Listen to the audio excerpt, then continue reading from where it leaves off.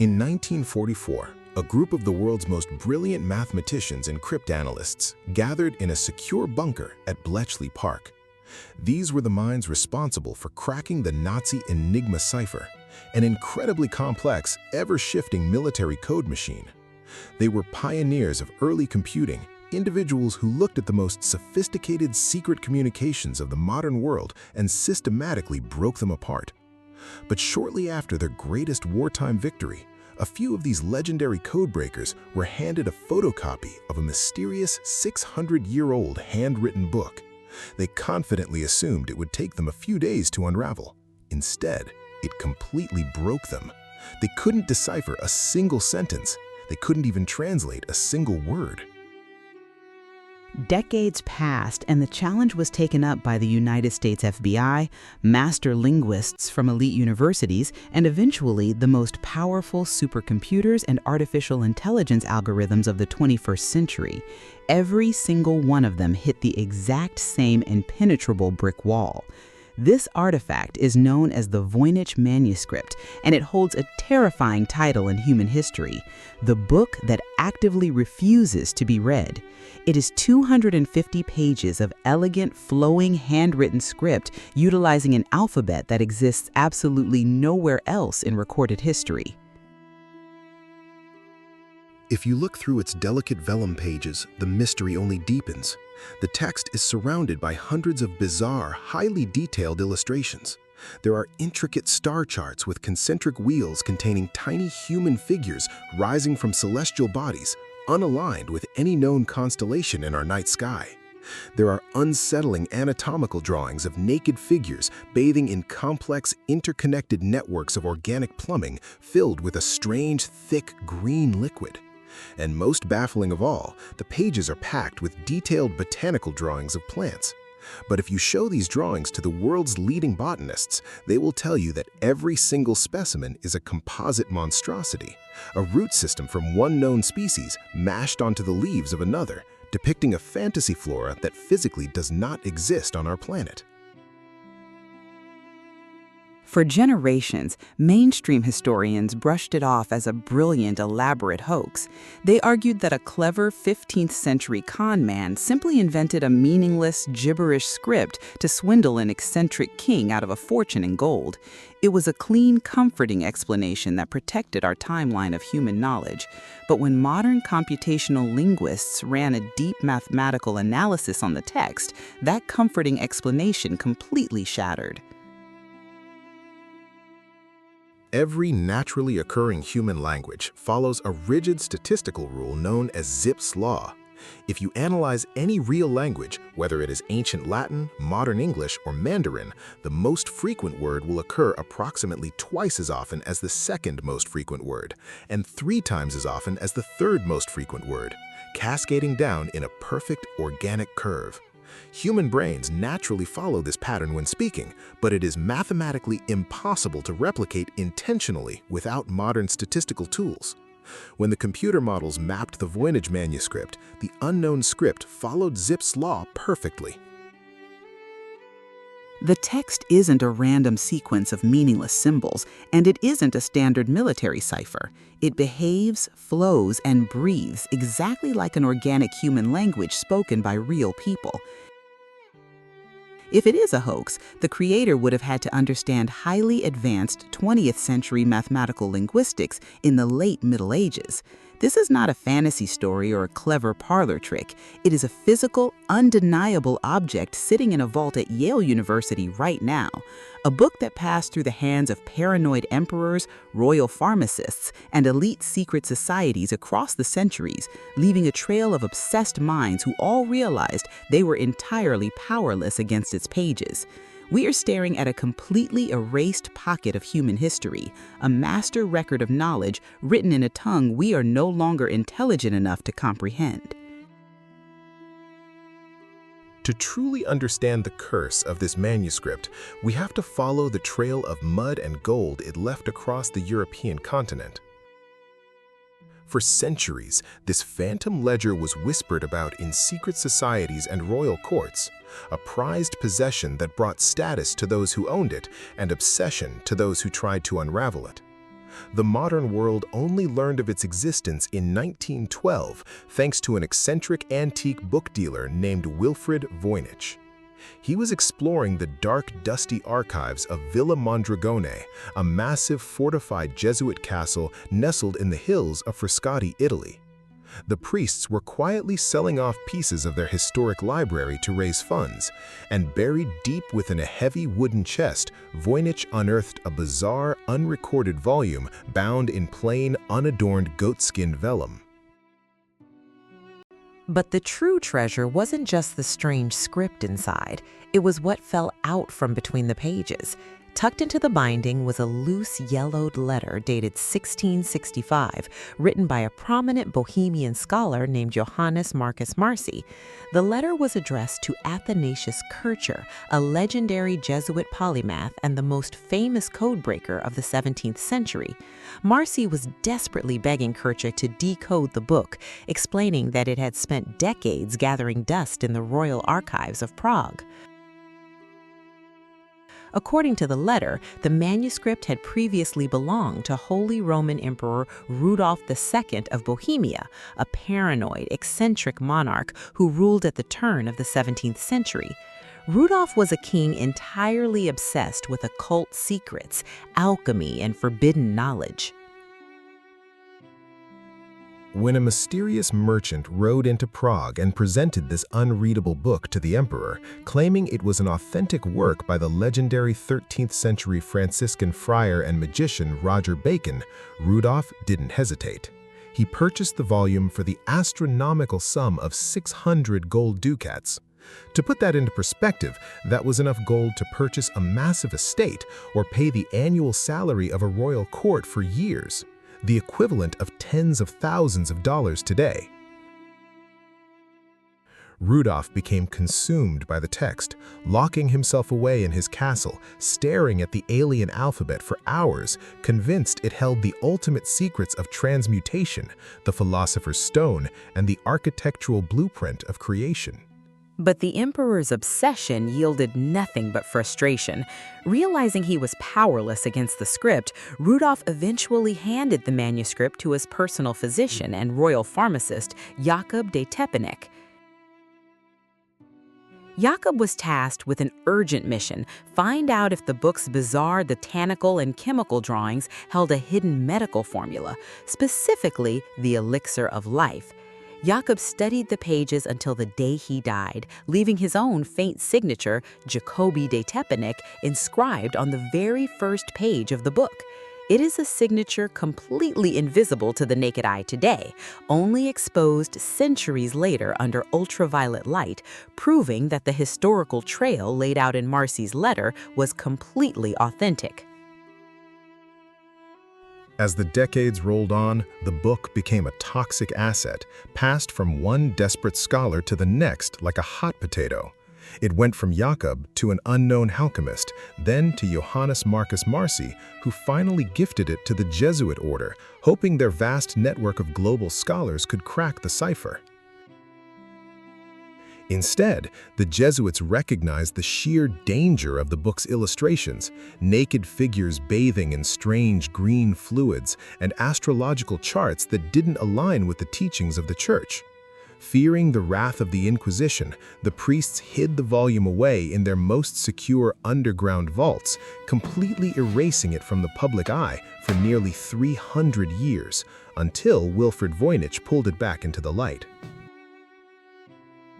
But as historians trace this line of custody backward, they found a massive gaping hole in the timeline. Who sold the book to Emperor Rudolph in the first place? The trail points toward a shadowy, brilliant figure lurking in the late 16th century, John Dee, the official court astrologer, mathematician, and occult advisor to Queen Elizabeth I of England. John Dee possessed the largest private library in Europe and was known to have traveled extensively through Bohemia and Prague during the exact years Rudolph acquired the manuscript. Records show Dee was in possession of a massive stash of obscure, encrypted medieval texts, and he was deeply invested in communicating with non-human intelligences using complex geometric grids.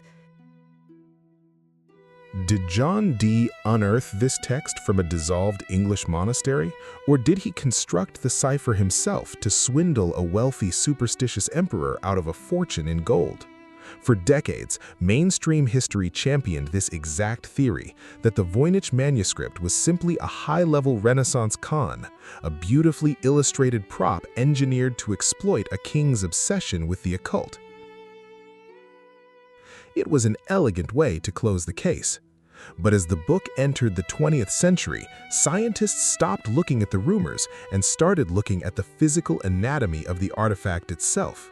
And what they discovered when they looked under the microscope completely dismantled the hoax theory, proving that the true origin of this book is far more terrifying than a simple court deception. To understand why the hoax theory completely collapsed, we have to look past the historical drama and examine the cold, clinical anatomy of the pages themselves. When modern researchers finally gained access to the physical artifact, they realized that the illustrations weren't just strange or eccentric.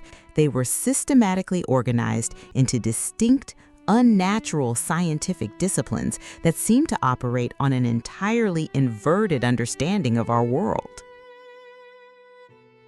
The book is divided into several highly specific sections. The first and largest is the botanical chapter.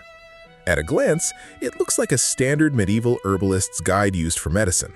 But as you look closer, a profound sense of unease sets in. The drawings are highly precise, featuring delicate watercolor washes of roots, stems, leaves, and petals.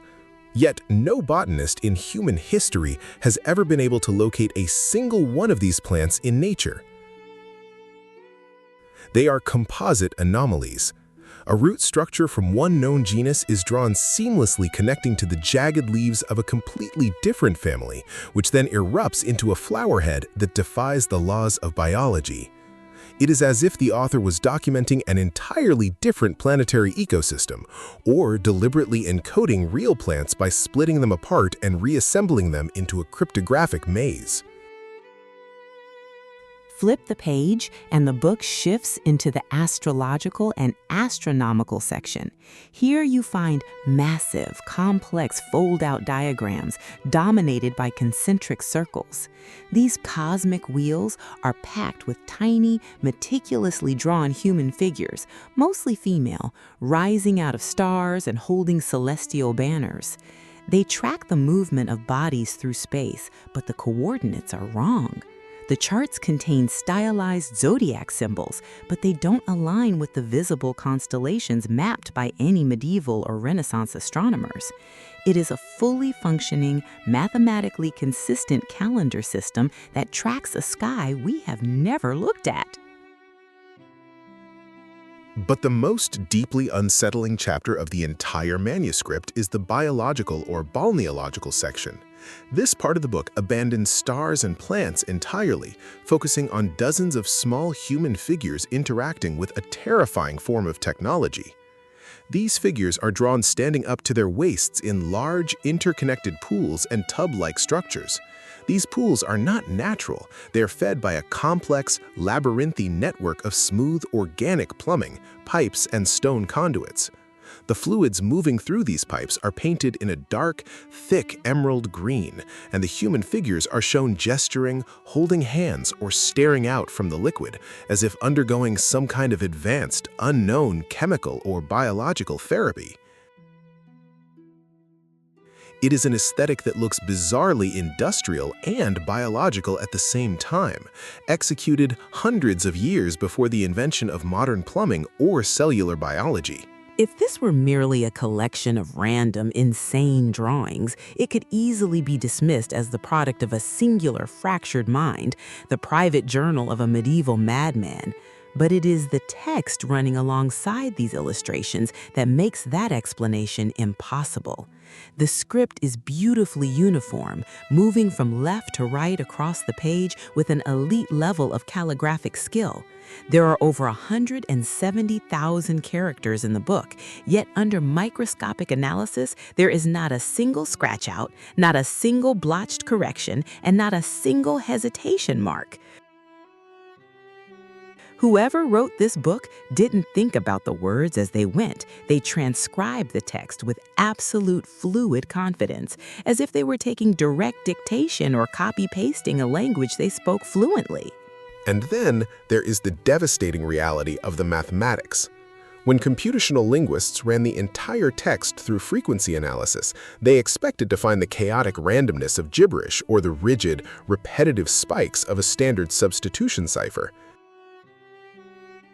Instead, they discovered that the unknown words perfectly adhered to the complex rules of morphology and syntax. The characters form specific combinations, prefixes, and suffixes that follow strict grammatical boundaries. Certain words only appear in the botanical sections, while a completely different vocabulary emerges in the astronomical pages. Exactly how real human language behaves when shifting topics from science to astrology. The sheer volume of work required to fake this level of systemic linguistic harmony is staggering. A con man trying to trick Emperor Rudolph out of gold would only need a few pages of convincing gibberish to make his sale. They would never spend years of their life meticulously inventing an entirely new grammar system, establishing statistical laws of word distribution that wouldn't even be discovered by modern mathematicians for another 4 centuries, and writing it across 250 pages without making a single structural mistake. The math proves the Voynich Manuscript isn't a trick. It is a genuine message. But for centuries, the one piece of information we desperately lacked was the timeline. We knew when it was bought, but we didn't know when the ink actually hit the page. And when modern technology finally forced the vellum to give up its true age, the entire mystery took a sudden, radical turn toward a real-world conspiracy. In 2009, a team of scientists at the University of Arizona did what no king, alchemist, or codebreaker over the last 6 centuries could achieve. They extracted microscopic samples of the blank margins of 4 different pages of the manuscript and subjected them to destructive carbon-14 dating. Cryptographers braced themselves, expecting the results to pin the book to the late 16th century, proving it was a high-level forgery cooked up by John Dee or an alchemist in Prague. Instead, the particle accelerator returned a definitive, unyielding verdict. The animal skins used to make the vellum were harvested between 1404 and 1438. This single scientific revelation completely shattered the timeline. It meant the book was crafted in the early Renaissance, decades before Christopher Columbus sailed, and nearly half a century before Johannes Gutenberg invented the printing press. It was written in an era of intense historical transition, a time when the iron fist of the Holy Inquisition was brutally stamping out any ideas, sciences, or medical practices that strayed from church dogma.